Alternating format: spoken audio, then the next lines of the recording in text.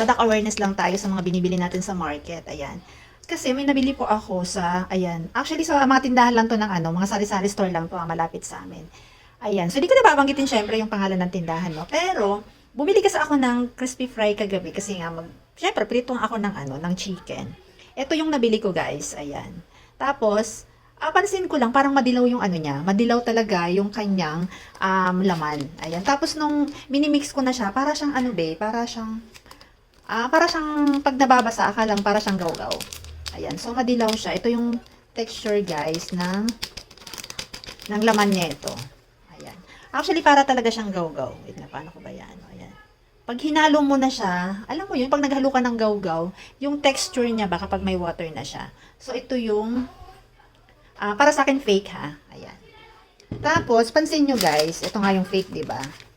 Kasi alam ko, kabisado ko yung amoy niyan eh. Nung piniprito ko na siya, wala siyang amoy talagang mabango. Tapos yung packaging niya itself, ayan. Yung crispy fry, ito. Ayan, ito. Yung kulay niya is parang medyo iba. Ayan o, iba. Ito kasi parang makulay siya. Ayan.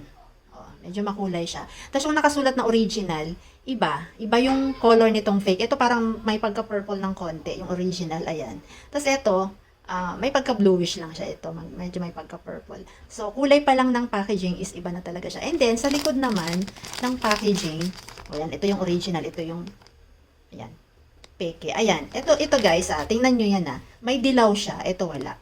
Ito yung original. Ito yung Japex. O, ayan ha. Para alam nyo ba. Ayan. Tapos guys, ano pa ba?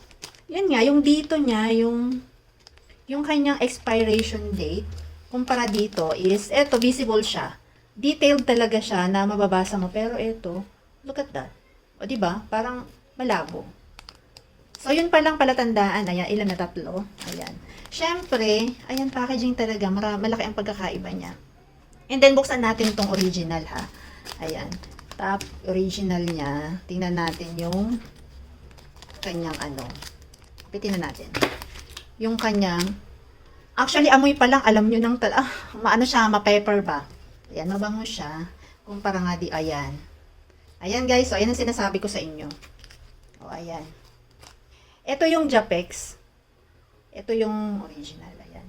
Pag nilagay mo kasi ito dun sa, sa marinade mo, parang madilaw na siya. Naninilaw na siya. Madilaw na yung niya, yung coating. Tapos ito, syempre, may mga pepper na yan, no? Diba? Ayan. So, ayan lang. Basta pag bibili kayo, tingnan nyo na lang guys yung tingnan nyo na lang yung sayang ng pera natin, ang hirap ng buhay, no? Ayan. Basta tandaan nyo guys ito yung peke, ito yung original. Yung peke, meron siyang ganyan na dilaw. Okay? Tapos yung original, wala. Okay? So, syempre sa amoy, kasi kapag bibili naman kayo, di nyo naman dinaamoyin yan, di ba? More on labeling lang tayo, no? Tumitingin lang tayo sa label niya. Pero yung amoy, hindi talaga natin maamoy kasi syempre naka-close pa yan. So, yun lang. Ayan, product awareness lang tayo, mga best friend. Ayan, pero tingnan mo yan, oh. Halos parehas lang dyan. Pero, actually, makikita mo naman talaga. Ito, tingnan nyo rin ha. Ito yung original, ito yung peke. May pagka-purple ha. So, ayan lang. Yun lang. Ayan, product awareness lang. Thank you for watching.